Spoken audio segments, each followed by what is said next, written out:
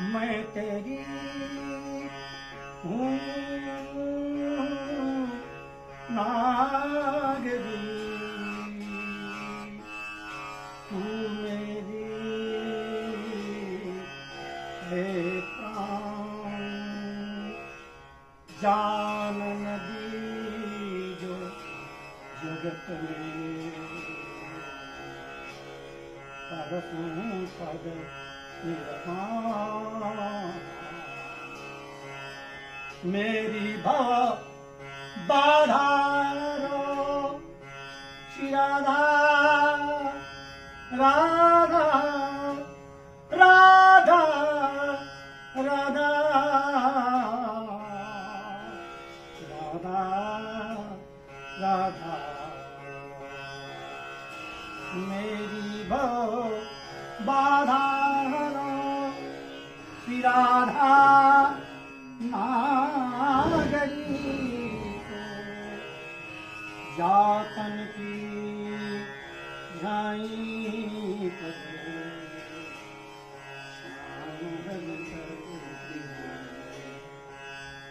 लाख बार हरि हरि कहें।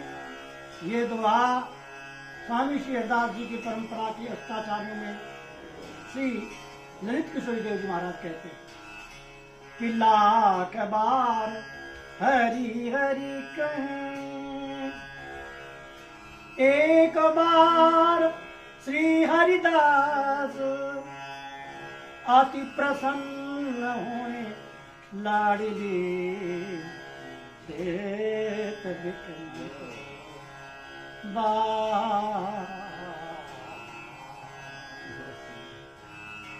लाख बार हरि हरि रटो और एक बार श्री हरिदास कह दो तो हरि कहाँ रहते हैं, राधा रानी कहाँ रहती हैं?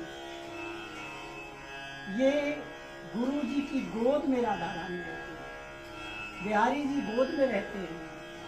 तो स्वामी श्री हरदास जी, चैतन्य महाप्रभु, वल्लभाचार्य जी और वर्तमान गुरुदेव जी से कंठी लीला है, इनके गोद में गुरु जी रहते हैं। तो हमारे गुरु जी कौन है? श्री हरिदास जी। आचार्यों में गुरु में भेद नहीं माना।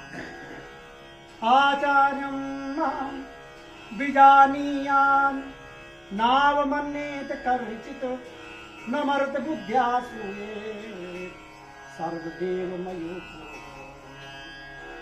हमारे आचार्य कहते हैं गुरु मत बनियो बावरे। देखो बड़ा खतरा है गुरु बनने में। गुरु बनोगे तो शिष्य के उद्धार का ठेका ले लोगे, और जहां आपने किसी के भी उद्धार का ठेका लिया वहां आप ठाकुर जी के काम के लायक नहीं रहे। तो उद्धार करने वाले तो गुरु जी हैं, आचार्य चाहिए। इसलिए अपने को गुरु मत मानना। हाँ ठीक है, कोई आपका शिष्य बन जाए तो ये तो गुरु जी की सेवा है, हमने शरणागति जीव को दे दिया, भैया तुम जाना को जानो। लेकिन यदि गुरु बन जाओगे, कहते हैं गुरु मत बनियो बावरे, गुरु गिरते लगे न बार। गुरु स्वामी हरिदास को रसिक अनंत। अरे बावरे, गुरु मत बनना।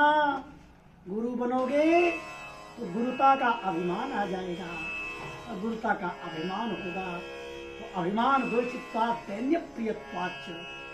भगवान को अभिमान से द्वेष है, दैन्य प्रभु को प्यारा है। हमारे गुरु मंगल में हम लोग एक पद का एक तुक है, बड़ा सुंदर शब्द है वो। शील स्वभाव गुणयर्ती, शील स्वभाव गुणयर्ती, प्रिया प्रेम ही लगे। इसका भाव क्या है कि आप अपना सुंदर सुशील स्वभाव बनाओ। सुशील स्वभाव होना चाहिए। शील क्या है? यदि अंदर से शीलता है बाहर से शीलता का व्यवहार करते हो तो अंदर से भी शील बनो।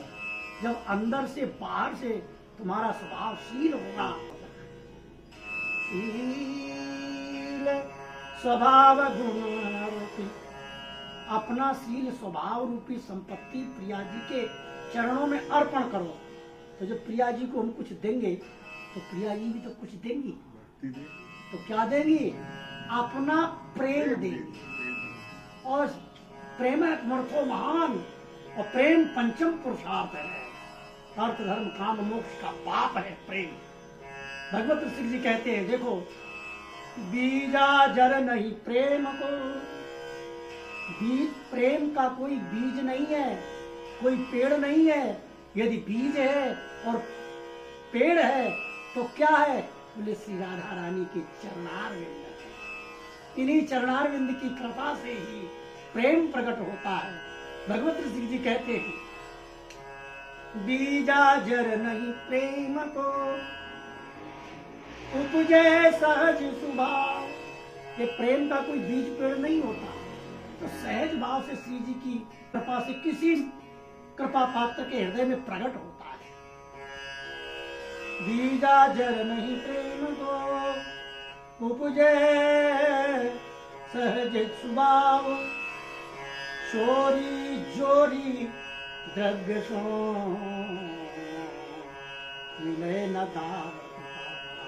ये भगवत प्रेम चोरी से नहीं मिलता, दाव से नहीं मिलता, कपट से नहीं मिलता कि हम प्रेम का नाटक करें, बड़े प्रेमी हैं, वो और उल्टा हो जाए।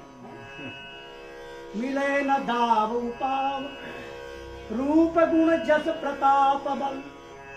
हम इतने गवैया हैं, हम बड़े कलाकार हैं, हम बड़े कथावाचक हैं, इससे प्रेम नहीं मिलेगा। रूप गुण जस प्रताप बल,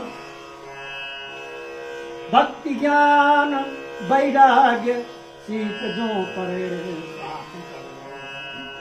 नवदा भक्ति करते रहो, गुरु जी का दिया हुआ नाम श्वास श्वास से रखते रहो। कभी तो दीनानाथ कृपा करेंगे राधा रानी, तो अपने आप प्रेम प्रकट होगा। तो कैसे प्रकट होगा प्रेम? कहां से आएगा? तो भगवत नित्य विहार, नयन शंकर का तीजा। शंकर जी का तीसरा नेत्र क्या है? शंकर जी में इतनी शक्ति नहीं थी क्या कि दोनों आंखों से काम को भस्म कर? दोनों आंखों में शक्ति थी भोले बाबा को, तो तीसरा नेत्र प्रकट करने की जरूरत क्या है? जब हमारा काम बंसी से चल जाता है तो चक्र की क्या जरूरत है? भाई जब बंसी बजाने से ठाकुर जी का काम ब्रज में हो रहा तो चक्र क्यों चला हमेशा? काम को नष्ट करने के लिए, चाहे वो लौकिक काम हो चाहे कैसा भी काम हो, काम को नष्ट करने के लिए तीसरा नेत्र प्रकट करना पड़ता है। ये काम वासना तीसरे नेत्र से ही भस्म होता है काम। ये लौकिक काम इन दो नेत्रों से भस्म नहीं होता। ये दो आंखें तो बटने हैं, ये तो विषय में ढकेल ले जाती हैं। अजामिल को ढकेल दिया, बिल्वमंगल को ढकेल दिया, विश्वामित्र को ढकेल दिया। ऊपर की आंखों में ना, भीतर की आंखें। बिल्वमंगल जी तो ऊपर की आंखें ही फोड़ डाली।